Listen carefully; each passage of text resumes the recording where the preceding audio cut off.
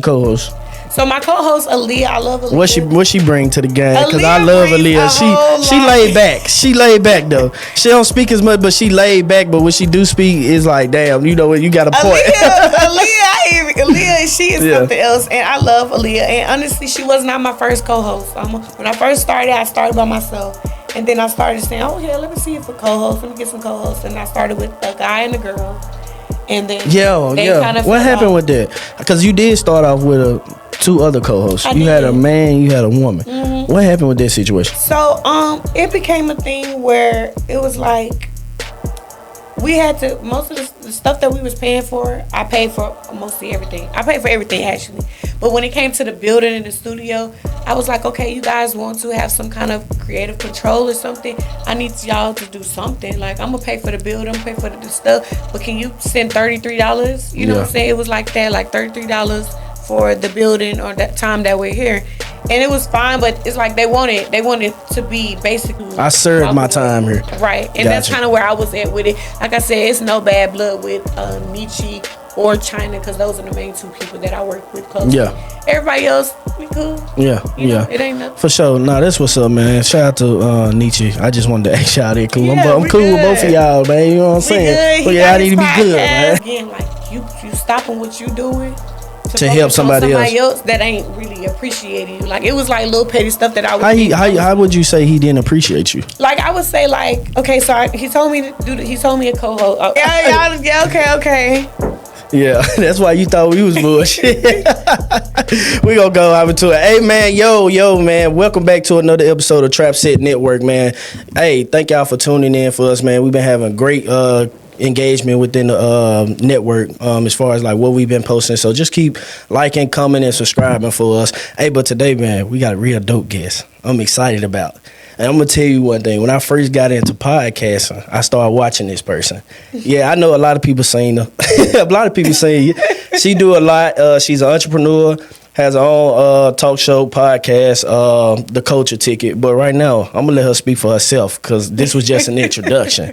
But, hey, we got Butta, the not Butta here. Okay, the Butta, not Butta. Okay? Yes, y'all, if you do not know me, I am Butta. Butta, not Butter, CEO and host of the Culture Ticket Talk Show. And I'm excited. You know, we supposed to be linked up, you know. So we really have. So where Butta come from? Because it's spelled Butta. Yes. And not Butter. Yes, they need to know that. So Butta is my childhood nickname. This wasn't like, oh, you just got older, so to call yourself Butta. Yeah. So it was Butterball when I was a baby because I was like fat, like a little Butterball turkey. Yeah. And as I got older, I slimmed down and they dropped the ball and it's just been Butta. And I love it. I used to be ashamed of it in like elementary school and stuff. Like, Mom, was you fat? I wasn't fat. I was fat as a baby. Yeah, okay. As I got older, like when I was in elementary school, I was slim. I was slim my whole life. Yeah. But as a baby, I was a little fat baby, so they named me Butterball. And then I slimmed down. And then, like, over the years, I tell people my name, like, my name Butter, like butter on my bread, smooth like butter. Making fun of you. Yeah, making fun of it. So that's when I got the Butta, not butter. You know what I'm saying? Yeah. So that's dope. That's dope. It.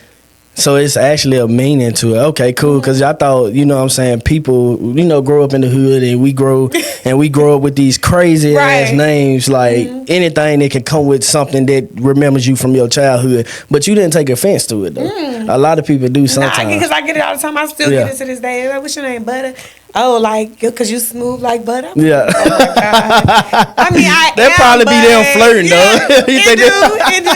It do. So, tell me about you growing up. Where are you from and where did you grow up? You from Atlanta originally, I am from Georgia, McDonough, Georgia. Okay. So, I ain't going to say Atlanta because they going to try to get They going to be like, that ain't Atlanta. That ain't Atlanta. So, I was born in Alabama, Dothan, Alabama. Facts. But I'm from Georgia, so my mom and them are from Georgia, but they moved to Alabama. That's where she had me.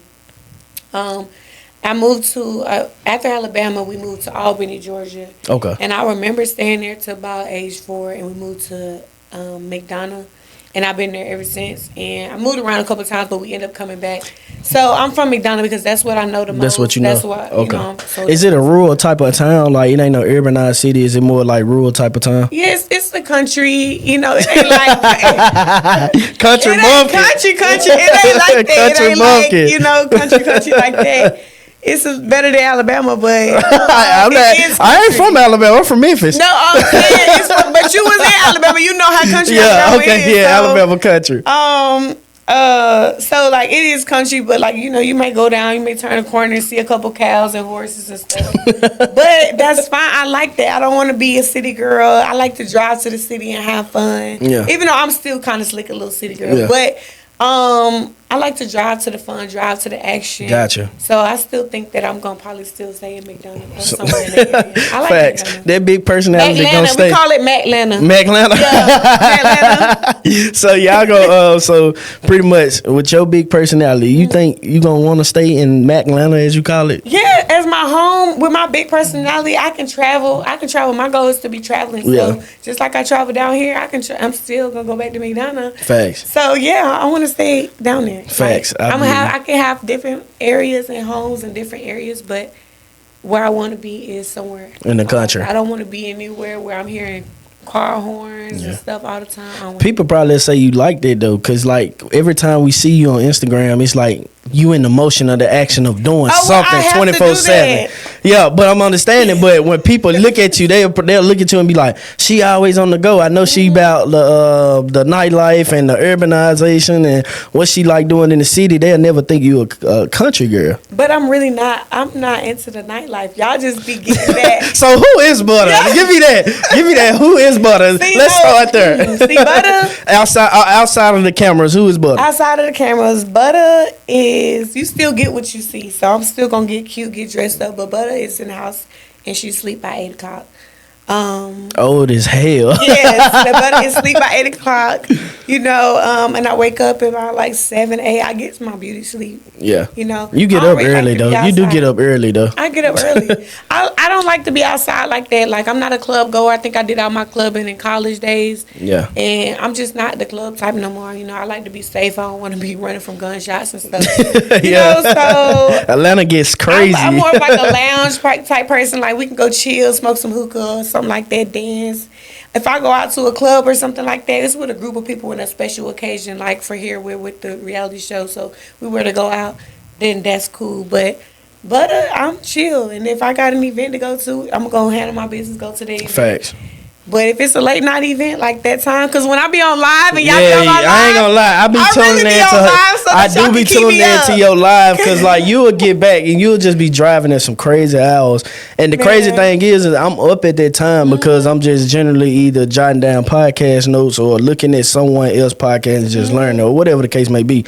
But every time I'm up, you driving somewhere. Yes, I'm like, it be 3 a.m. So I'm on Central Time. So I know we're an hour behind Atlanta. Mm-hmm. So I know it's 4 a.m. where you at. I'm like, her has been partying all fucking day. Then you get right back up and do it again. So I always thought you was the person that lived like this urban lifestyle. Mm-hmm. I don't. Like, I like to have fun during the daytime.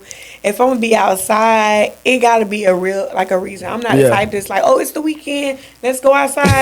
No, it's the weekend, let's do something during the day. Yeah. And then 8 o'clock, let's get in the bed. You know? Yeah, I'm trying to tuck under my covers. If we gonna hang out, we can do like at somebody's house, like my friend, my sister's house, or somebody's house. We come over, we can play games, stuff like that. Facts. Intimate. Nah, that's dope. I think I'm more on that side too of doing stuff that way because now I see myself because I'm still young. I'm fairly young, but it's like when your mindset change, everything around you start to change. Because I'm only 25, but the thing about it is I think I'm in that phase of shifting like. The shit I used to do in college, I cringe at now. Me too. And that's a great mindset to do and have. I mean, a great personality to have to change your way to that because they let you know you're growing. So, would you say you see the growth within yourself, even from you starting out in the country? But you may look at it because a lot of people. Because the reason I keep bringing up the country is because that's where you started from. But what I'm saying is now that you're a Butta, you're more involved within the city. You're more nightlife. How did that grow you into who you are today? So with like like you said, in the country. You got she got choked up. So I mean, I really see the growth, from where I started with, even like with my show, like from where I started with, like we did stuff from in people's house in their living room, you know what I'm saying, to bigger stuff. But also I hold my own stuff to a different standard, a certain look. So like when I'm like trying to promote something, I want people to take me serious. I had to upgrade a lot of stuff, and like okay, you can't be spending all types of money because you got to invest in this show. You need more cameras, you need more equipment. So like, that's why I said, like, when you see me outside, I'm working. Yeah, no, facts. I ain't never outside just. Because when I met you at the event that I seen you at, I was like, she always networking. Even though you was at the bar talking to somebody, you was still networking. I'm like, bro, like, wherever the action is in Atlanta, Butta gone. You ain't have to mention the bar. I ain't say you drunk nothing. I even though you was at the bar talking to Nah, I'm saying where I saw you, but I ain't say she picked up a drink. Hey, that's what I'm saying. That's her business. But what I'm saying is though, when you always networking though, so it's always saying like, hey, if something going on in Atlanta with an event or something, Butta is not gonna be there. You feel what I'm saying? How you keep yourself in the motion of like keeping up with stuff like that? Because I know you got a schedule of your personal life that you just be want to handle. Women, y'all like to go get spa days, y'all like to do your nails this day, y'all just want to let your hair back and just relax. How do you get that alone time with yourself? Because you are on the go a whole lot. So I have a lot of things that I be having to go and do, but I also make time and I schedule out my stuff ahead of time. I'm not a person that sleep in the bed all day, so I get up early. I like to pre-schedule stuff. So like if I know I need to get my nails or something done, or I'm going to get a massage or something, I'm getting up early and I'm setting those times, and I know what time I have to be at this event. So it ain't never though, unless it's just like a tight schedule, it's never a time where I'm like not able to finish something, you know what I'm saying? So I'm always gonna make time for what I have to do for myself to make sure I'm still up to par and taking care of myself and get into the business, you know what I'm saying? Like my first time even getting into the media industry, when I realized like this is what I want to do, my first interview was Ghana. Yeah, I was scared. I was scared. How fast your heart was beating? Oh, my heart was beating so fast because I was like, I was in college and I was working as an intern and for All Urban Central. And we went out there to the event, and he was having an album release party. I think it was like Drip Too Hard or something like that. One of them. But I remember going up there, and his security, his managers was like, no, you can't come up here, you can't come up here. And he was standing up stage, and he looked at me, and I was like, can I come up there? And he was like, come on. And the security was like, no. And I'm like, hold on. I'm going to say this, because I talked about this on the previous episode. I said, women, y'all have the ability to do that. If there was a man down there, it was no way he was gonna get on that stage with Gunna. But it's just because he see a woman that mess with him, he like, yeah, come on up. Yeah, he didn't waste no time. He was looking there, he was like, boom. I was like, can I come up there? He was like, yeah, I came up there. My heart was beating, but after that, I was so excited. I was like, this is what I'm gonna do. Motivated you. I ain't never missed an event. When I was working with him, I never missed an event. After that, I remember it was a group chat with all the interns, and they was like, somebody was like, who wants to go and cover this release party? And they didn't say who it was. Everybody was like, who is it for? Who's the artist? And he wouldn't say. And I was like, I'll do it. I didn't know who it was. I popped up. It was Life Jennings. I was like, okay, Life. Like, okay. My second interview, I'm So, like, after that, like, I'm just like, okay, this is what you want to do. You need to show up at every event. So, like, I'm in this. I got, like, emails come to me, like, you're invited to do media X, Y, and Z. These are the artists that's coming. I be like, all right, well, bags packed. See, that's the good thing, though, because first off, I commend you on the networking and actually wanted to take the initiative and be like, no, look at me. This is mine. I'm going to claim it. Yeah. That's step one. A lot of people scared to do that, so I commend you on that. But the thing about it is you using your resources. Yeah. Like, you started from somewhere that doesn't have a lifestyle like that, but you went and got it because that's something you seen for yourself. You know what I'm saying? You meet people like Gunna, Life Jennings, as you stated, coming early in. But the city of Atlanta has an effect to do that. Yeah. And you feel what I'm saying? Like, I be trying to tell people, like, to go sometimes go chase your dreams, you got to put yourself in situations. You can't stay in a city that really don't have that type of motion and be like, I'm claiming this is mine when it don't even provide that for you. Yeah. You feel what I'm saying? A fish gotta have water to live. Right. You feel what I'm saying? So if you wanted to be great at whatever you want to do, you have to go chase it. But I say this to say this though, to ask you this rather. What made you want to actually fight for the things that you wanted to achieve within your personal career, as far as like, okay, I want that, I'm gonna go grab that, I'm gonna go get that. What gave you the motivation to want to go do that before you even like got in touch with the artists like Gunna or Life Jennings, further to say? So, funny story is, I wasn't into media. Okay. I've always had a big personality, but my first thing was not to be. Was it shyness? Huh? Was it because of shyness?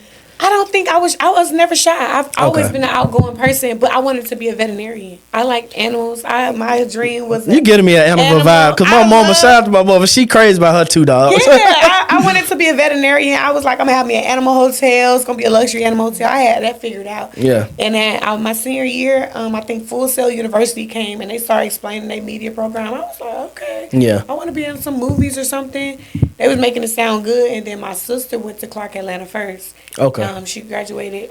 Shout out to Clark. I'm gonna say shout out to Clark, but I'm a bulldog, an A&M bulldog. Okay. So shout out to Clark. Okay, Shout out to Clark. So she went there first, and we went to her tour. Yeah. And on the tour, the media program was like, you coming to Clark and stuff, and I was like, no, I'm going to Full Sail and stuff. And I was kind of talking about Full Sail, but then I was like, I'm probably going to veterinary school.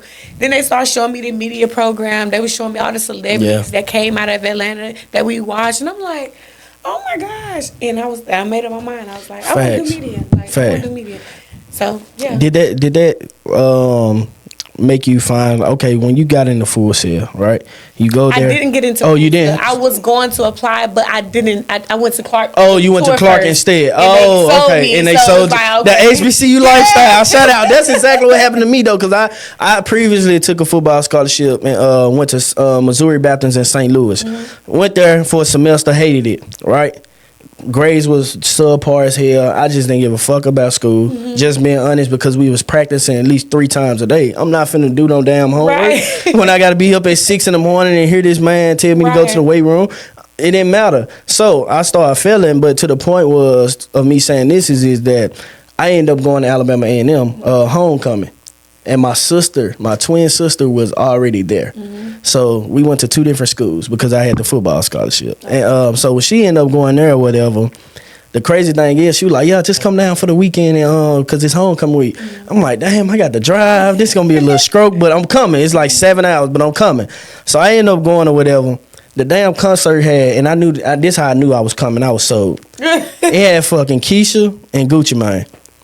I said, yeah, fuck that, I'm sold. And this was Gucci Mane first time. This was Gucci Mane first year actually getting out of jail. And I was like, oh hell yeah, I'm there. I said, yeah, I'm there. They came and did a good ass performance, and it was great. It was dope. So then that whole weekend I stayed, the homecoming game. That's definitely sold me. The tailgating, I was like, yeah, it's a wrap. I made my mind up. I did it, whatever I need to do just to transfer in. But I just want people to know that we respect HBCU. HBCUs give you that lifestyle of home. I think it's some areas that we can do better in. Because even as alumni, we still be struggling to, you know what I'm saying? But the good thing about my HBCUs and the good things about it is that it provides us opportunity to grow with people, like make connections. You know what I'm saying? Actually feel like home sometimes away from home. You start to get attached to it. Like, you feel what I'm saying? So how did Clark do that for you? So being at Clark, honestly, I wish I got involved a little bit. Damn, that was a long-winded question, wasn't it? That was a long-winded question. But I remember it because you're lucky my ADHD ain't kicking at that moment. So I'm like, But being at Clark, it was actually a good experience, and I'm grateful for it. But I do not want to go back to school. I do feel I hate school too. Like I will never go back. Like my uncle, he's a pastor. He keeps saying the Lord is telling him that I need to go back. I'm like, tell the Lord that I don't. He probably be telling his ass to go back. Tell the Lord I don't want to do that. So yeah. But for Clark, like I've gotten a lot of opportunities just because I've said, yeah, I go to Clark Atlanta, or yeah, I graduated from Clark Atlanta, and then like even just the environment, like I said. Our teachers were like people that are actors or radio personality. Like my main teacher, one of my main professors, Beehive, Brian Hightower. Yeah. Hightower. Yeah. He was a radio Well, personality. hold on. Was that who Usher collabed with? I think for one of his I don't know. It may have been something, but go ahead with your story. Yeah. But my professor B High, he was so cool, and he was actually actively working in the radio station. Hot 107.9. He was actively there while teaching. So we learned a lot. We had a lot of opportunities. You know what I'm saying? So it was like to have that hands-on, because there was also teachers there that was like, yeah, I did this in 1960. And I'm like, yeah, we in 20. We ain't talking about that shit. We need to do stuff. Like, so with me being able to have a teacher that was actively doing and still actively doing the stuff that he's teaching us, I learned a lot. Like, and I would say with my professor, even the stuff that I do now, how I even started my show, it was off of the stuff that I learned from him. Like, the stuff that I know now, like I told you on the way here, like, when I had to go get my own camera stuff, like, and do my own stuff. And one of his main sayings, he used to be like, nobody's coming to save you. You think that you're going to graduate and say, I got a degree, help me do that. He was like, nobody's coming to save you. You got to go get it yourself. And, like, I remember when I told you the whole thing that happened with the people with my cameras and losing my footage and all that stuff like that, I was crying. And I just had to wake up like, okay, like, you crying, but what's next? Like, what's the next move? Yeah. What you gonna do about it? You know, so I went and got my stuff, and I started my stuff, and I learned how to edit. I learned how to do sound effects, Adobe Audition, all that. I learned that from my professor. You literally taught yourself? Yeah, I taught myself. Well, my teacher taught me, but I didn't forget what he taught me. You know what I'm saying? I'm able to still use that, you know, from what I learned from there. And like I said, the culture, and then, like I said, I can go somewhere and be like, hey, my name is Butta. I graduated from Clark Atlanta University. They're like, oh, yeah, come get with them me. ears to like, damn, hold you know up, what I'm saying? Like, you think, oh, you graduated from Clark? You know, yeah, so more opportunities. So I would say I wish I did get involved a little bit more in Clark. But the stuff that I learned, I needed to learn, I did learn, and it helped me with where I'm at today. So facts, no, it really did, because I was going down the rabbit hole in 2018. You know what I'm saying? But you was one of the first podcasters I ever watched, and I was just like, okay, I wanted, at this point in time, I was not even thinking about trying to do a podcast at all. I promise I wasn't. In 2018, I was not. But when you stuck in COVID, and it's like, this was like early on, leaning on the early 2019, beginning of 2019 year. And it's like, when you stuck in the house for COVID, you just trying to find anything to watch. Mm-hmm. So I'm just going on YouTube, because at this point, don't nobody watch TV no more. Right. It's either these streaming apps or, you know what I'm saying? If you watching TV, you got to be watching a game or something. Yeah, you got to be watching a game or something. But I say that to say this but I hopped on YouTube, and, you know, you was one of the first ones that I watched. But I always said, I like how she keep her people engaged with like good conversation. You always knew like the questions to ask and how to be persistent with your questioning. But I asked you this because I watched y'all a little bit. When I say y'all, it's a mixture of people that I watched on my YouTube account that I was searching like, okay, damn, they got some good topics that they talking about. Y'all topics was very entertaining. But I say this to say this is like, where did you get your style from? Was this just always developed from you, or was this just something like you had to watch somebody and be like, okay, I think I'm going to add this to my repertoire. I think I'm going to add this. Who was those people before? Or if not, how did you come up with your personality to display in front of the camera? So, like I said earlier, my personality, I've always had a big personality. I was outgoing. I've always been a friendly person. Yeah. So, and also, like, I've been told that I'm overly friendly sometimes, and I'm a little flirtatious. I'm trying to be flirtatious, but that's just me. And I feel like, honestly, in this industry, it has gotten me a lot of places, like just by smiling and that voice. It be the voice. Yeah, like, that voice. Everybody be like, "Who the fuck is that with that sweet ass talk?" And I get a lot of the stuff that I want. So I just feel like, in this industry, especially like with my show, to get people on, especially men. Yeah. You gotta smile. You gotta be nice, and you gotta be feminine. Feminine, sweet. You got see a man for a woman. Y'all have to come in with that flowy energy. Like damn, that relax. Like when a man see a woman, you got to be like that damn bed sheet that's on the clothesline in the backyard. That flow a little bit. That smell good. That's what we want. That's feminine. Oh you know God. It's soft. You know it's dry. You know it's warm because it just got out the sun. You know what I'm saying? You know it's gonna smell a little good because the dry sheets been on them. We want something like that. You know what I'm saying? That's feminine and soft, but I say that to say is it works. It works for women. And I got a lot of my success from being nice. Whether it's men and women, I have the same energy with everybody. Like I want you to feel comfortable because I want you to continue to patronize me. Yeah. I want you to, feel comfortable that you spent your money with me. Like, I've Yeah. had somebody tell me that they booked just to be on the show and talk to me. You know what I'm saying? So I'm just like, I'm not That's gonna be dope. mean to people. I don't ever want to come off as if I feel like, oh, I'm too good or somebody is not too good to be around me. Like, I want everybody. All money. I need all the money. I need all the. It's not even necessarily about the money, but I'm not turning down nothing. I'm trying to grow my business. I'm trying to progress. So if you good, we can do good business. Come on, and I'm gonna treat you just like I would treat Ghana, just like I would treat any other celebrity. Else. You know what I'm saying? So my personality has always been that. I do now as far as like media wise and like actually how I'm handling my business and running stuff. I do watch other people, you know what I'm saying? I'm not going to just say I just... Who you watch? I'm curious. So, I watch Poor Minds. Yeah, shout out to the Drea and Lex, man. They dope, man. They dope. I actually met them when I was working on the other show, The Big Homie House. I met them then, but... I watch them and their personalities are hilarious, but some of the stuff they talk about, they wild. I wouldn't say it out loud, but it's so me. Like Lex is me. Like she acts just like me. But I don't really put that necessarily out there all the time. But I'm a real goofy person, and Lex be having me so weak. So I watch Poor Minds, and then as far as like my concepts and stuff, like I watch like Steve Harvey Family Feud and Wild 'N Out. Like I'm looking at that like this is how I want my stuff to be because I went to all of their shows before, and it's not that I'm like trying to take anybody's style, but when I'm looking at the scenery and what everybody else is enjoying. You're looking at the sculpture and the what would you call it? The playing field of the of how the foundation of how they're game. doing it. And I'm like, okay, they doing it like this. Okay, this is how I want to do it. Like a few months ago, we went to Steve Harvey's filming of Family Feud in Atlanta. We had front row seats right in the front, and we seen them set it up. We seen them break it down, and I remember taking pictures. I remember I took a picture and I put my culture ticket sign in the middle. I photoshopped it. I said, culture ticket gonna be in this building. You know, so like I be getting my inspirations by people that's out there and doing their thing. I'm like, this is what I need to do. You know what I'm saying? This is how they're doing it like this, but how can I do it a little bit different?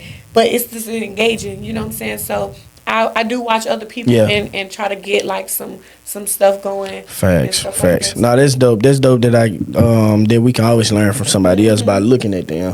That's why I be telling people sometimes stop being so closed minded with your creative space because it allows you to learn something too. Because sometimes you be so boxed in with your creative mindset. Right. You know what I'm saying? You just close everybody out and you just be like, I don't be want to hear it. But I tell people to share that because you don't know who you may be inspiring that may be watching you from down under. You know what I'm saying? While you up top. And I always ask people for like critiques. Like when we do our live shows and our live audience come, I be like, how y'all like the show? Like what y'all didn't like? You know, we've done live shows and people like, yeah, it was nice, but y'all were talking to a little bit too long, or y'all was da-da-da, and I take that in consideration because these are my audience that I want. And people that mess with you, and the people like, oh, y'all need to stop talking so long on that topic. Okay, then I know we need to say what we got to say, wrap it up, and move on to keep the people engaged. So like, I'm learning and I'm still learning. You know, I'm even watching y'all. Y'all for real? You watching us? I'm watching y'all. Like I'm like, hey, shout out to the game, man.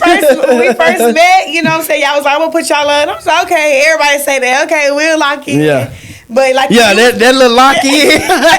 Okay, we gotta stop. Hey, Nick, I'm gonna make this a rule today. If you keep saying locked in, that means your ass really ain't finna do it. Because it'll be the most capitals. He's like, yeah, we gonna lock in, but I was like, all right. But y'all be doing y'all thing. Like y'all are real professional and you're persistent and like even like how you reached out, we made this happen like so quick. Yeah. I appreciate that. And then like seeing y'all content, I'm like, I need to step it up. They put that content but out. Look, like, though, a lot of people don't know, and I appreciate that. Thank you so much for the compliment to us. But what I tell people all the time is we put a lot of work into this. Yeah. Like, I'm not going to lie. It's nice. They stand up, but I don't know, but I know it because they throwing stuff in and pitching stuff in. When we do have our meetings every night, we got a meeting tonight. Shit don't stop. You feel what I'm saying? But the thing with it is that we stay up those long nights. I'm thinking of, okay, how can I make this look like this to get people to view in? Yep. And I'm not going to lie. What I started learning was, and I'm going to give people the game here, hashtags. Hashtags are it. A lot of people sleep on that. But the only thing I do is like write it in your notes. Nah, the only thing I do is like all the people podcasts that's jumping. I watch a lot of Jay Hill. Shout out to him, but I watch a lot of Jay Hill. You know what I'm saying? That's probably the number one podcast I'm into right now. But the thing about it is that when he posts stuff, I look and see how he posted. Okay, he used his words like this. Okay, he made his thumbnail like this. If you look at my thumbnail now, it's resembling to Jay Hill. Yes, I follow Jay Hill's script. I'm not gonna lie and say I don't. But the good thing about it is that I look at that person and I may have another person by next year that I'm watching. It's just all about where my content creator space is. But you do have a show. Let's talk about that. Yes. The Culture Ticket. The Culture Ticket talk show. Tell me about it. How did it come about and how did it get started? So, I was initially working as a co-host on somebody else's podcast. Should we talk about it? Oh my God! Should we talk about it? We gonna get through this. We gonna get through Culture Ticket first. Okay, so I was initially working as a co-host on somebody else's podcast, and like I said, I had just graduated while I was still working with them. So it was like a year I had been working with them. Okay. But I already knew because I graduated that I was going to initially. I had my radio show at the student radio station at Clark, Atlanta. Yeah. And I knew I wanted to brand it. This radio show at Clark, Atlanta was called the Butta Peeking Show. It was like peeking into the news. It was real corny.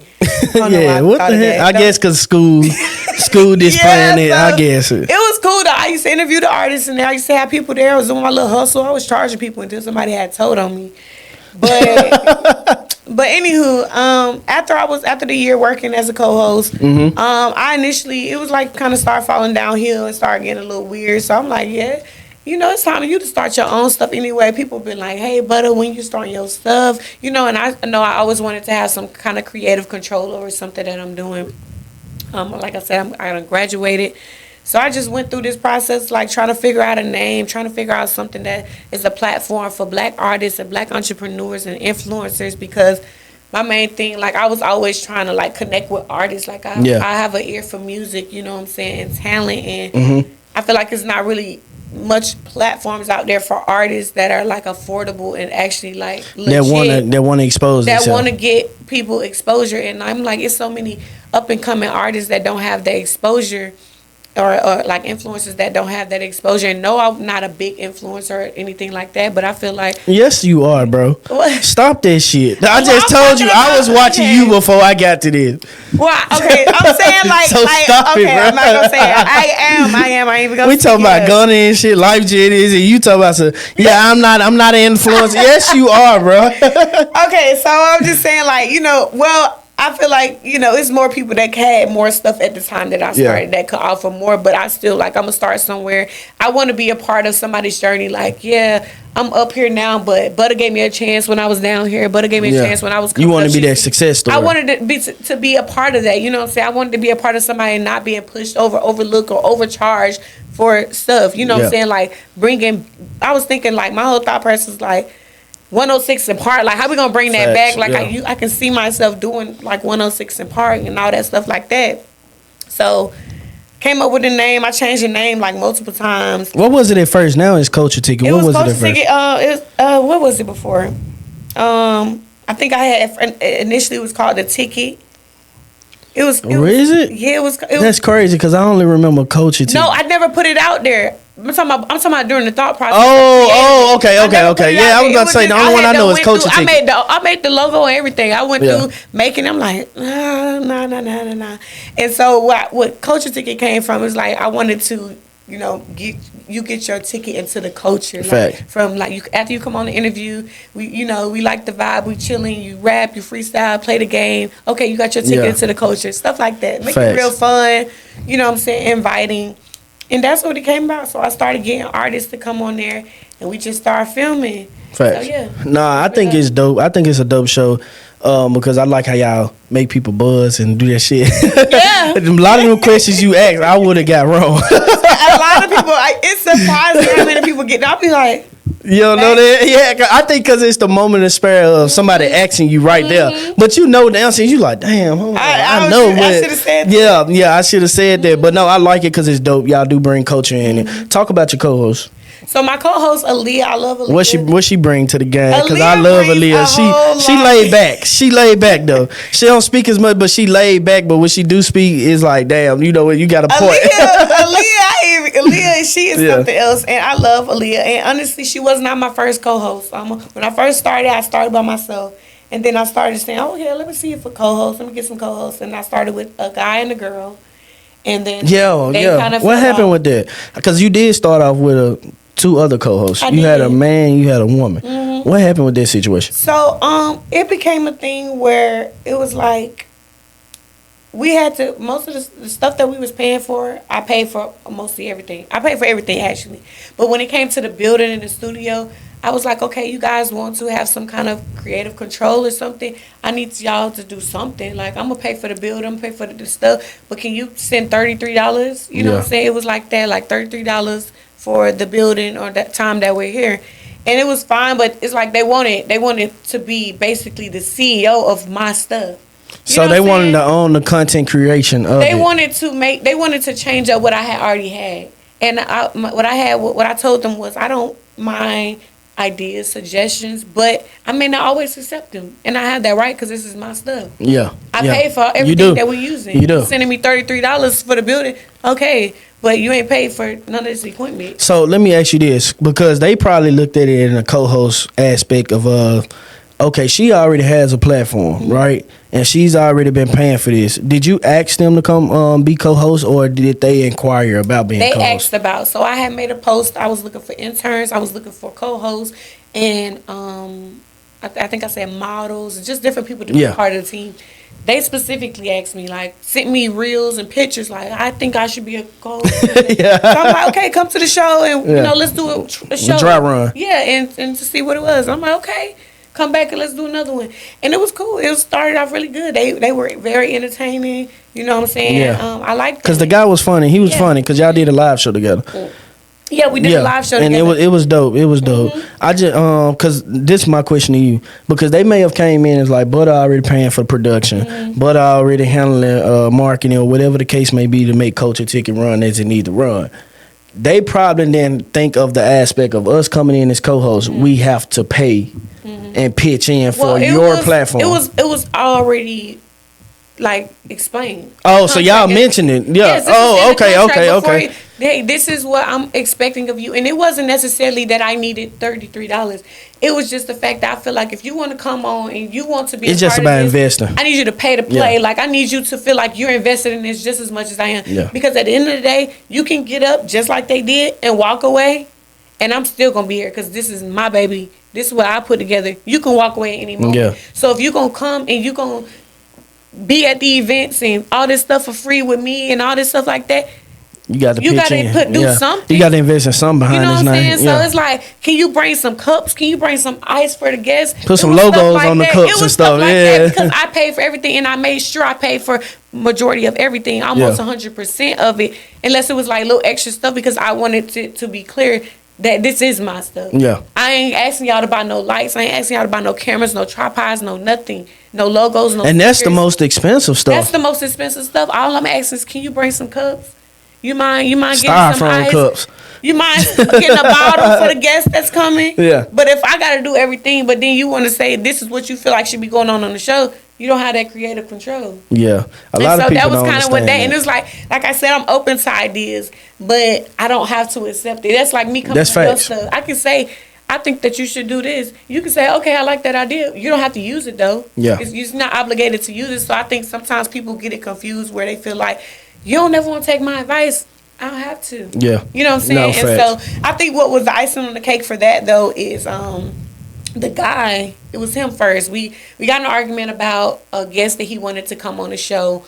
And for me, I'm all about letting people come on the show, but my thing is, what can they do for us? Facts. You know what I'm saying? Can we make an even exchange, or they just want to come on here because they're begging to come on here, but they ain't shared no posts, they ain't like no posts, they not even subscribed to the channel, but they want to come on the show for free. Yeah, nah. So I'm like, we gotta figure out something. How we gonna have an even exchange? And it's like, well, he was like, I think I saved the message too, because I save stuff like that. But he was like, You petty, Bill. I say I put it in my notes. I have notes petty. from 2020 when somebody said something like, "Oh, I'm living like a false reality" or something. I got the date and the time that they said it in my phone. I was telling my co-host about it. I was like, "Is that petty?" She was like, "Not really," but I don't remember what people said to me. Yeah. You know, but this specific thing, he was like, nobody's paying that money to come on your show. That price is ridiculous to come on this show. You don't have ridiculous prices. I was like. Because we've looked at them to bring on, but it just, we would have paid, but we're just never in Atlanta, really. But, yeah, you don't have ridiculous prices. Like for you to say that when these were the prices when you joined to actually be a co-host, these are the prices, but now they're ridiculous prices and nobody's going to pay. Why wouldn't they pay? You don't have that type of influence. Nobody will want to come pay to see you co-host the show. Yeah. And if you feel that way about my show and you feel that way about you, you don't need to be a part of my stuff. So I sent that terminated immediately. Yeah. Contract over. You sent it over with the red stamp on it. And then with the girl, she kind of followed along. She kind of gave me this sob story, like I'm going through stuff. She didn't want to be confronted about it. She didn't want to bring confrontation into it. And all that stuff. So I was like, yeah, take it. We had a whole heart to heart on the phone for an hour, only to find out that they went and started a podcast at the same exact place that I was doing my stuff at. Which was just fine. Be real, like, man. Just be real. You told me you was about to take yourself out and you needed a break, and now you started a podcast. Well, you should have just said that. We pay. You know, so. Nah, man. Some people just need to learn how to be confrontation. Y'all be confrontation out here. People owe it. I mean, people. So outside of them, though, I did have another guy. His name was Suave. Now, Suave was cool. Suave had to handle some business, but it was Suave and Aaliyah, and then now it's just me and Aaliyah, but. Just for the record, Suave is still my nigga. He is my bro. And, you know, he just had to handle some business. Yeah. He may come back, may not, but my girl Aaliyah has been rocking with me. Yeah. She does Aaliyah dope. Y'all compliment each other very well. I love Aaliyah. Yeah. They love Aaliyah. She is hilarious.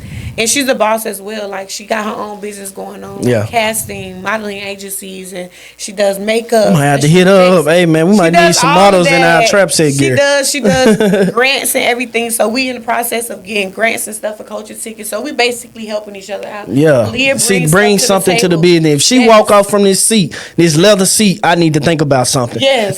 You know what I'm saying? Aaliyah, she sent me messages at like 5 a.m, like, hey, boo, go apply for this, or I just applied a culture ticket for that. Send me this, so I'm about to run this. You know what I'm saying? Or I got this. I talked to a sponsor. She's always bringing the bag to the table. You know what I'm saying? Like, we're not making as much money right now with culture ticket, but when we do, I know that Aaliyah's going to be a part of that, and I have no problem with her being a part of that because she is helping me and she genuinely wants to, you know, help and be here. Facts.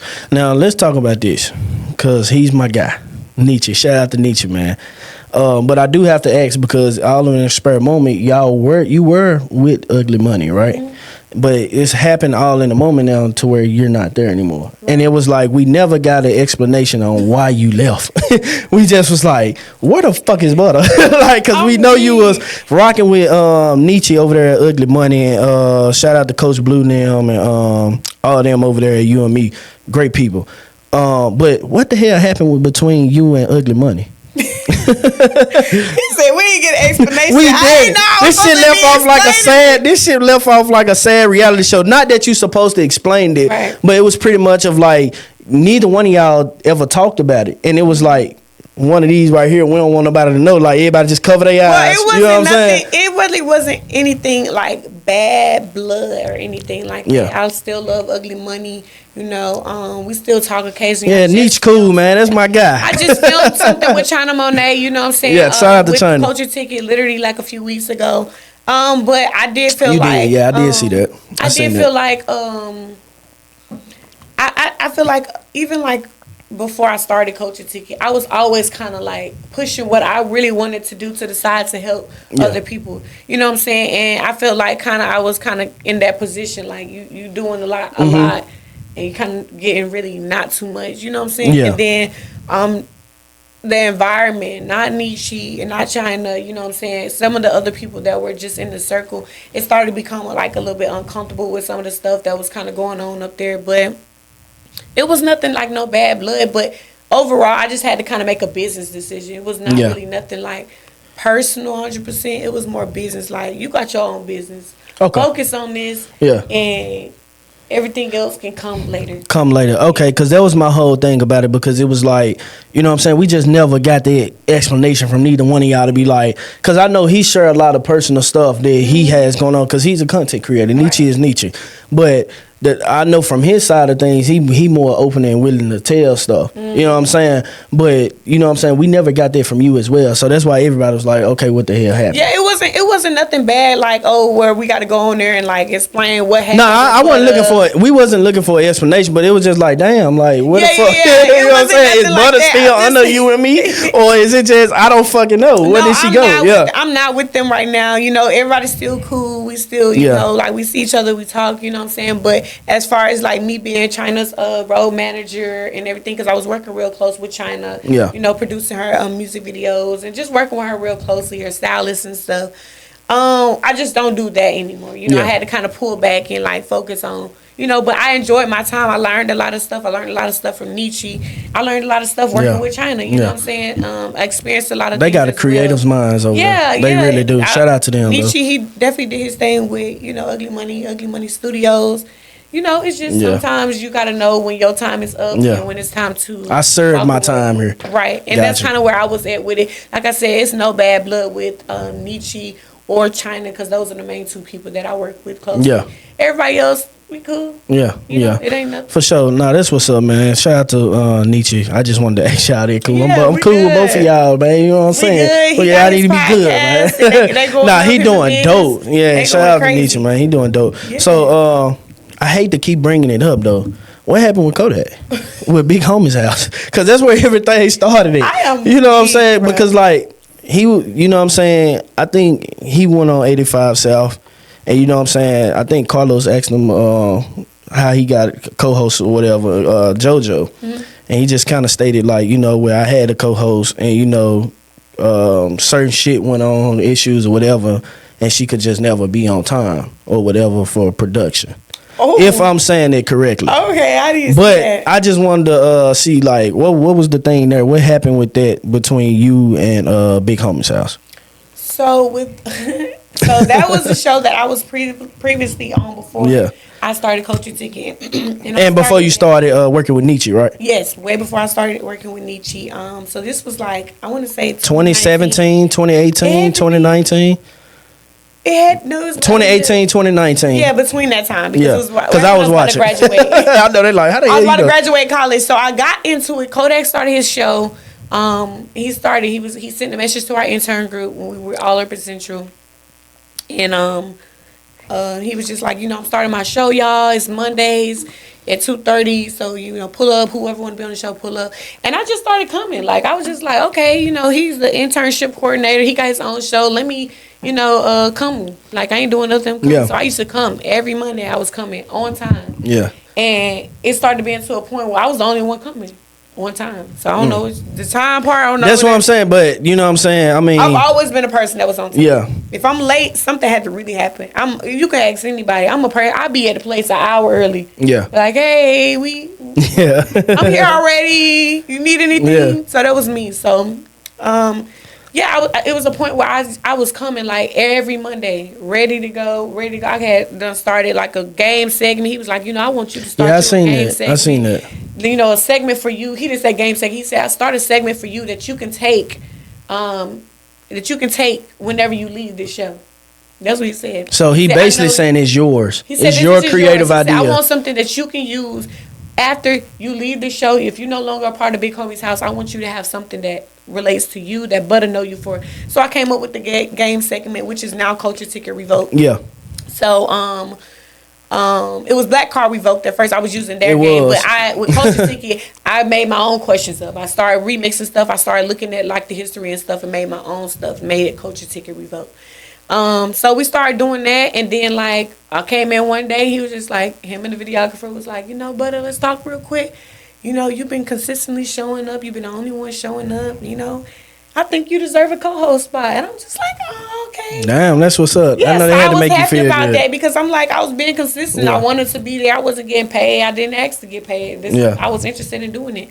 He was the one that was sending me like Life Jennings and Gun. Yeah, You know what I'm saying? y'all had a good relationship, We had a and great that's the reason why I'm relationship. asking, because I don't want people to think I'm searching for nothing here. You know what I'm saying? No, we had a great but relationship. I just seen, because you got to realize in 2018, 2019, I was watching podcasting, so I was tuned into y'all like heavily. You feel what I'm saying? And I seen how the chemistry worked. Yeah. And I didn't know nothing happened between y'all until he went. I loved Yeah, he Kodak. seemed like he a good dude. I love bro. him. He was a good dude, but like it's like overall, I started feeling like again, like you stopping what you doing To help focus on somebody else that ain't really appreciating you. Like it was like little petty stuff that I would. How would you say he didn't appreciate you? Like I would say, like okay, so he told me to do. He told me a co-host. He said, "I want you to be the co-host." I said, "Okay." So we start working together, but it would be things like that I would peep that maybe they other people wouldn't find a problem, but I did. So, for instance, like when we would have guests, like he would introduce everybody, like we got Big Homie Nook here, we got Yeah. and we got Butta. That's how it would be. And I would like joke and play it off. I'm like, dang, you ain't gonna give me no introduction, Kodak. I have to do my own. And I just felt like that was weird. Like, I'm your co-host. Like, as a matter of fact, I should be the first person. Like, my co-host Butta in like I do Aaliyah. What's up, y'all? It's your girl Butta. I got my girl Aaliyah. She looking good. You know what I'm saying? Yeah. Like, it would always be like, Big Homie. You got the dry intro. And Butta. And so I was like, okay. I didn't really like say anything too much, but when stuff start falling, that's when you start paying attention to like to the noises in the room. Yeah, so yeah. And then like I think it was one time he made a post. It was a random, I was scrolling on social media. He made a post, was like, I'm searching for a new co-host, DM me. So I screenshot it and I sent it to him. Damn, he posted it on his IG story? Yeah. On the page, on his page, because I'm scrolling. While you're still the co-host at this time? Oh, wow. I didn't know we were looking for a new co-host. And so I asked him, he was just like, he was late to the show. So I was talking to the videographer about it. Like, you know, are we looking for a new co-host? And she was like, I ain't know nothing about that. So she lost. I'm like, okay. So he come in, I asked him about it. Oh, that ain't nothing. I was like, what? Like, that doesn't make sense. Like, I see what you're saying, because so, you can't throw stuff out there and expect me to see it the way you see it. I know I'm asking a genuine question. I didn't come in like, what was that post? Like, you know what I'm saying? Because it ain't that serious, but I did want to know, we looking for another co-host? Like, you didn't say we was looking for another co-host, but you saying that I'm your co-host, I would expect you to say, share that with me. This what I'm looking for. Like, you know what I'm saying? Let's talk. And I feel like we was missing that too. Like, I never knew what guest was coming on the show. I never knew none of that stuff. So y'all didn't go through production meetings and no. I never knew this stuff. So it was just that's like, why you was feeling uncomfortable and felt like, okay, I'm servicing somebody else that don't appreciate me. But like I said, I still was like, don't let that get to you. Prove yourself a little bit more. So like, I remember in one of the shows he was talking about he wanted to do a cipher. Right after the show, I had to set the cipher up. I had made the Google link and stuff. This is what we had. We ended up never doing a cipher. It never got done. It was never promoted. It never did anything. But I used to go that extra mile. Like, this is what you said you needed. It's getting done. You know what I'm saying? Stuff like that. Yeah. And then with the LGBTQ episode, that shit was funny. I don't think he was comfortable with filming it. But we got it done. Filming on his platform? Filming on his platform. Because it was never uploaded to DJ Scream's platform. From my understanding, it wouldn't load. It had a lot of views. It had a lot of views. I posted on my page, and we got I think 4K views on there. Yeah. But he said the video wouldn't load, but he could just send it to me. It didn't even have the DJ Scream logo on it or Big Homie House logo. Yeah. So that was fishy to me. Like, all of a sudden, when this LGBTQ episode, and not saying that he was any homophobic or anything like that. Some against it was just like, you don't feel comfortable with this episode, but you should have told me that before I brought all these gay folks up in here. You know what I'm saying? Yeah, because they looking at me, but I'm looking at you like, Kodak, we got it. I asked you about it, and now you don't feel comfortable. Yeah. Like, even in the video, if you watch it, he didn't even sit in the middle where he sat. He sat on the end. Yeah. Out of the camera. Yeah, he did. Because I didn't see him in the camera. It was stuff like that I would pay attention to, and it's just like, don't make me feel like I'm doing something wrong. Yeah. You know what I'm saying? Like, I'm new to this. You was my internship mentor. I'm learning from you at this point. I just graduated college. If it's something wrong, tell me so we can talk about it, so we can get it together. Yeah. But it was just kind of off vibes, and then it was never posted. And then when it started going viral, I started seeing like little clips being posted on Instagram. I'm like, now you gonna post it.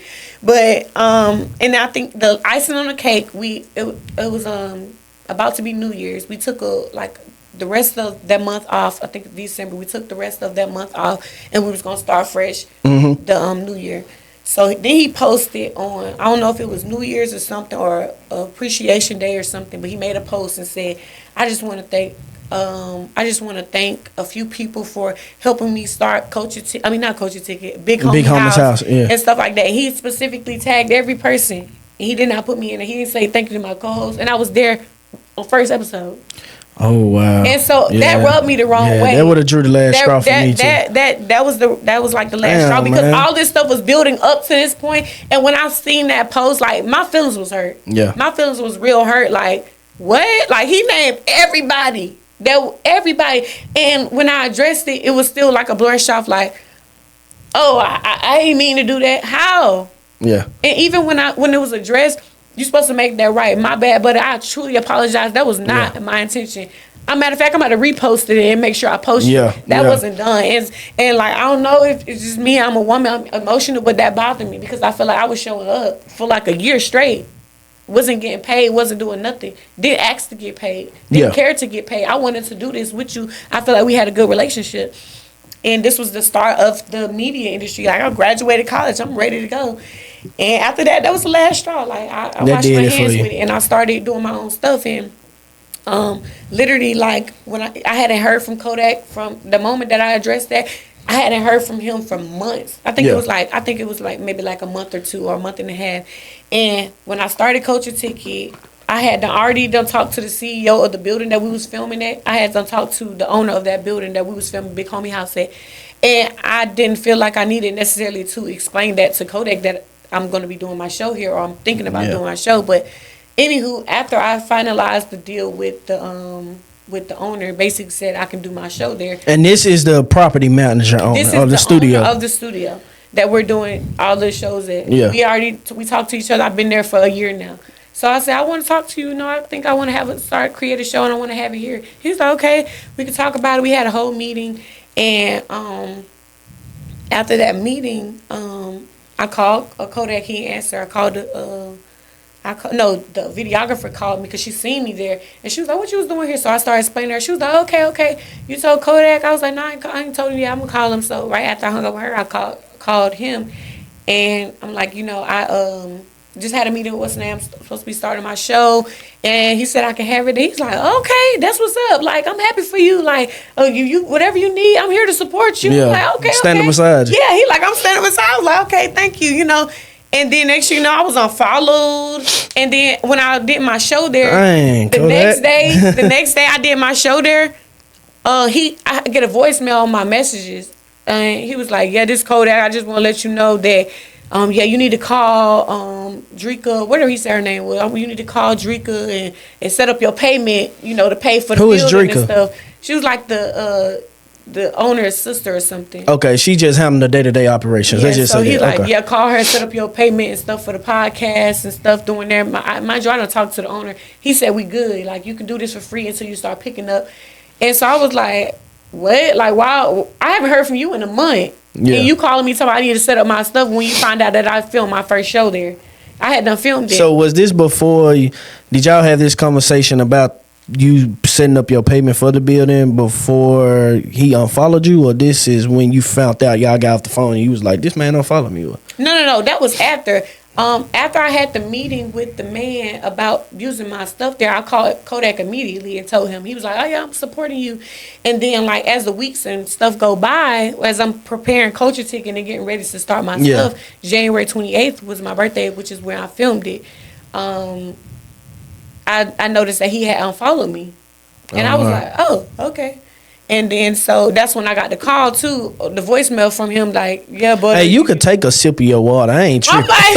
Go ahead. I ain't tripping. Go ahead. Nah. But that's crazy, though, man, because we always wanted to know that.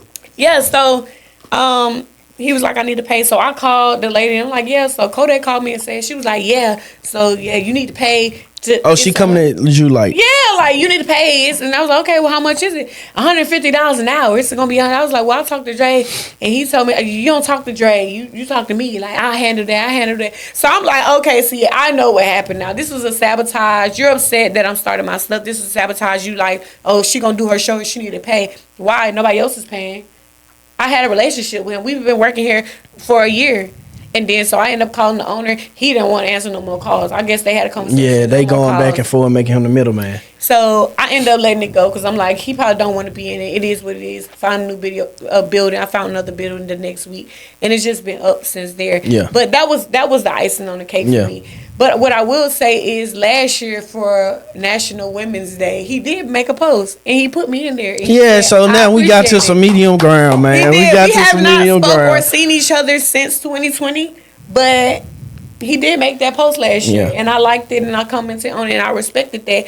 But that's really what I wanted during that time that I was working. That's what you needed. I feel like I needed you needed that, not wanting. Wanting is something that you crave, right? But when you earn something, you need that. You feel and I feel like it was brushed to the side, like you tripping, like girl, like you know what I'm saying. And that's not the type of person I am. Like I would never make a post about Culture Ticket going to the next level and leave Aaliyah out. Yeah. Like that. What you mean? Yeah. I did this. I'm so happy I did. Because as much as my fingerprints on it, hers right behind mine. You know what I'm saying? We did this. What you mean? You know what I'm saying? So, but I feel like that. And then like with the whole video with the 85 South, that's cap. Yeah. It was never that. Yeah.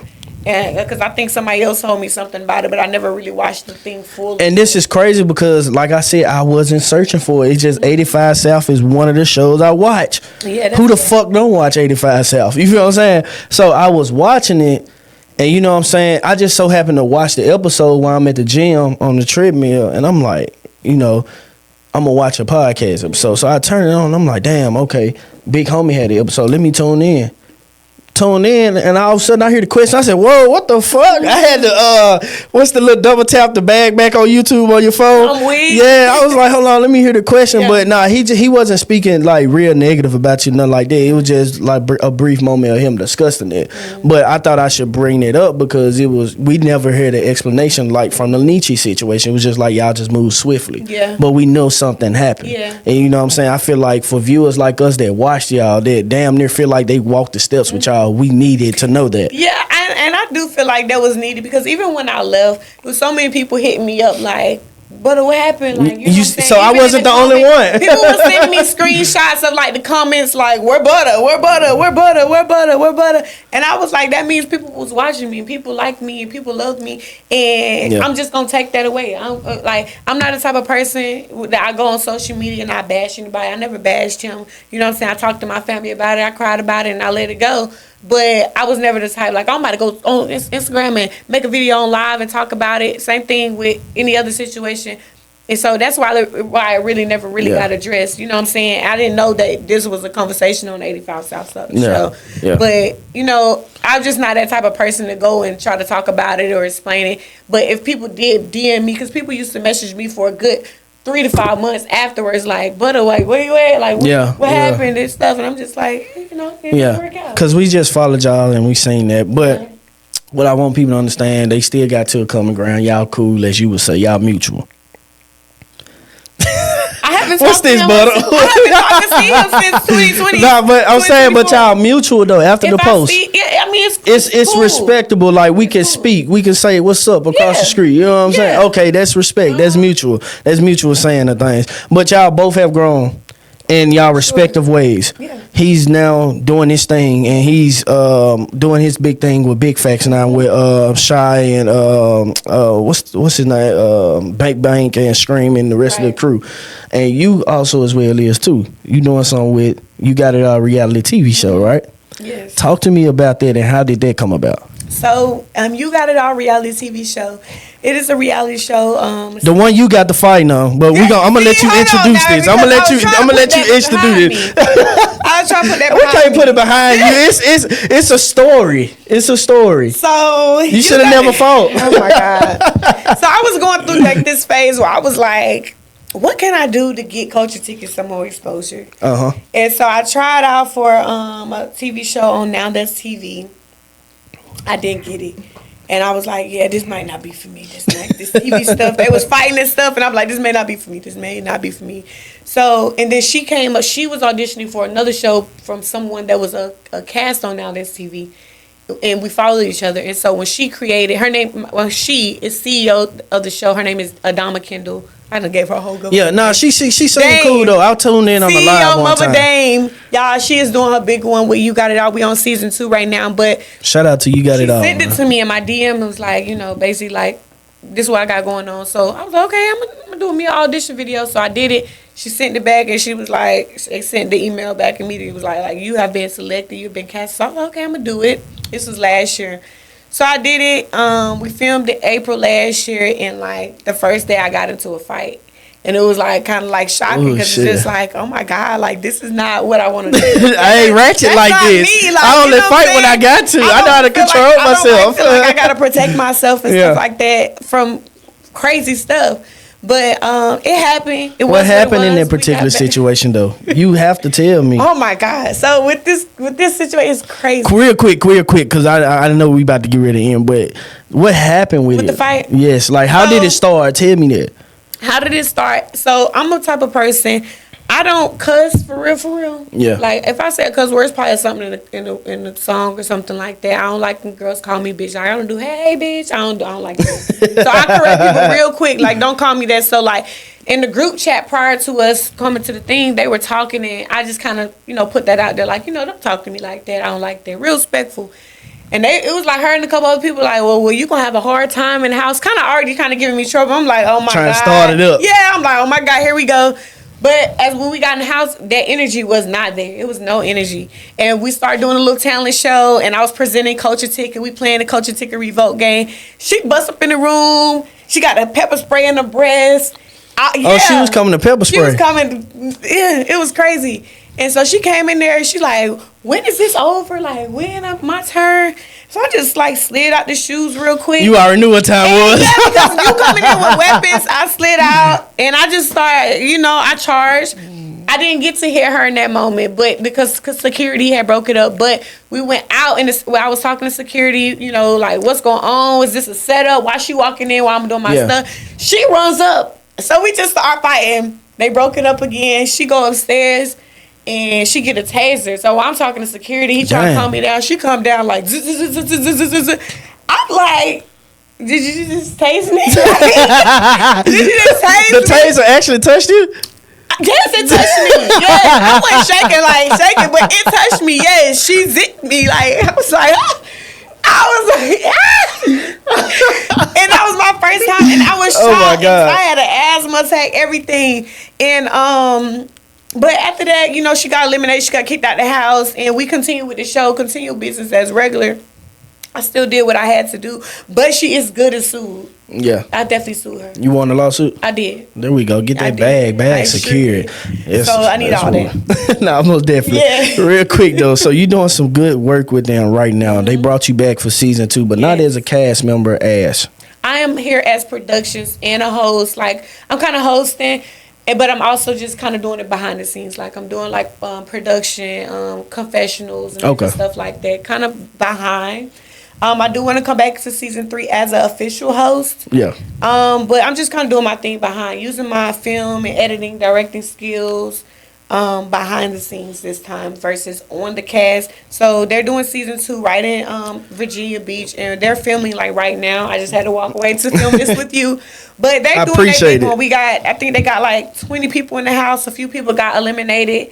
And they doing challenges. They doing challenges on the beach. When we just left, they doing their thing. So they got artists, influencers, social media influencers, models, fashion stylists, all that stuff like that. So they doing what they supposed to do, and I'm proud of her. Nah, that's what's up. That's dope as hell, man. God damn, y'all doing y'all big 1 and 2, man. So yeah, so it has the season dropped yet? Has season 2 dropped yet? Season 2 haven't dropped because they're still currently filming. Season 1 is dropped, and it's on Rezo TV. REZO TV. It's on Royal K Network that you can go download those apps. I believe it's like $3.99 or $5.99. But definitely want to go get that. For season 2, she's trying to get on some bigger platforms. I don't want to announce those because she hasn't announced it yet. But she's trying to get on some bigger platforms. So You got it all reality TV show. Y'all got some good content. Yes. Some good content, man. Make sure y'all go check out season 1 and stay tuned for season 2. Who would you say for our viewers that never seen it? You got it all reality TV. Who is the person to key in season 2? For season 2, it's gonna be my girl Siobhan. Siobhan, she has been giving it, and she took notes from season 1. Like, she personally messaged me and was like, "Butta, like, I watched season 1. I seen how you came. You was dressed up. You was doing your stuff." And she actually took notes, and she's been applying it to season 2. Like, she's coming. She wearing her merch. Yeah. She do lashes. She's supporting herself. She's the only person. She got her suit, a custom suit with her name imprinted in there. She's been doing her big one, promoting and actually looking up the part. I feel like a lot of people kind of didn't follow the instructions. There's a couple other people that are really giving it, doing what they got. Like, we got some models, some rappers and stuff, but Siobhan, she's gonna be that one. Yeah, she's gonna be definitely that one. Nah, that's real dope. That's real dope, man. You got a lot going on, but goddamn, I told you so. That peacetime, like, you don't ever get the downtime. Oh yeah, and I drove 10 hours. Damn. I packed my car with and all I my flew, equipment. so she drove. I'm like, I got all this equipment. I got my car is packed, and I was like, I want to pay all that money for a flight? No. Yeah. So I drove. I packed my car. I hit the road. You got to get it how you live. I've done it plenty of times before. But nah, tell them where they can find you, but how can they reach out to you? Anybody that want to make a connection with you? Anybody that probably want you to model anything for them, or, you know what I'm saying, advertise they merch? Where can they hit you at? Where can they find you? Yes, guys, if you guys want to do anything, bookings, hostings, parties, showcases, collabs, podcasts, I'm down for anything, just long as it's making sense. But you can follow me on Instagram at the Butta, not Butta. That's TheeButtanotButter. You can follow Culture Ticket at Culture Ticket. That's Culture with a C. Together. And then also with Culture Ticket. So we got artists. You a singer, you a rapper. We have a new series with Culture Ticket that has not quite dropped yet, but once this drops, it'll probably be out. It is called On the Aux. So if you're an artist, you know how to sing and rap, you're going to hop in the car with me. We're going to take a little stroll down the street, and you're going to perform, and we're going to turn up in the car. So it's You trust niggas in your car? In Atlanta? I keep it tucked in, you know what I'm saying? I keep it tucked on the side. Atlanta, boy, y'all ruthless. I'm getting right now... I'm probably not accepting everybody at this moment. I got a few people that I've done already that I know personally, but I'm gonna have to kind of background check. Yeah, you know what I'm saying? I'll give me a little security guard. But we doing that. It's real dope. The people we've done 5 people so far. Me and my co-host Aaliyah. And people love it. Like, it's a vibe. We riding in the car. I'm driving. They in the passenger side. We got the camera set up. The mics hooked up. It's a vibe. So that's our new series On the Aux. So make sure that y'all tap in, okay?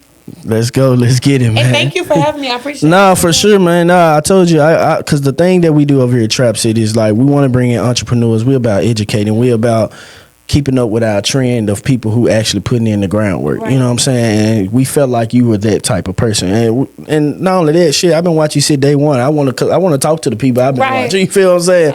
But to be honest with you though, we wanted to also offer more women on here. You know what I'm saying? Because we ran into a roadblock to where women was kind of nervous to come on the show with us. And I'm like, no, y'all, we professional as fuck. We don't.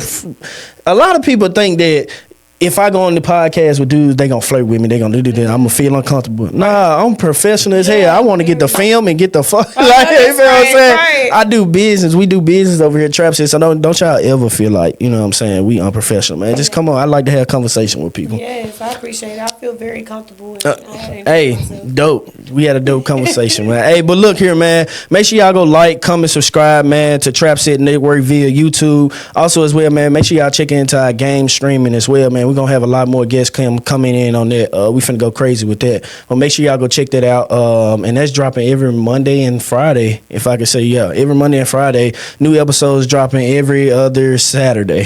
I would say every other Saturday. But we've been spoiling them, though, with some good content. We've been spoiling y'all with great content, man. But like I said, man, make sure y'all go like, comment, subscribe, and let's get it, man. This has been another episode of Trap City Network. We out. That was dope, man. Yes, that was.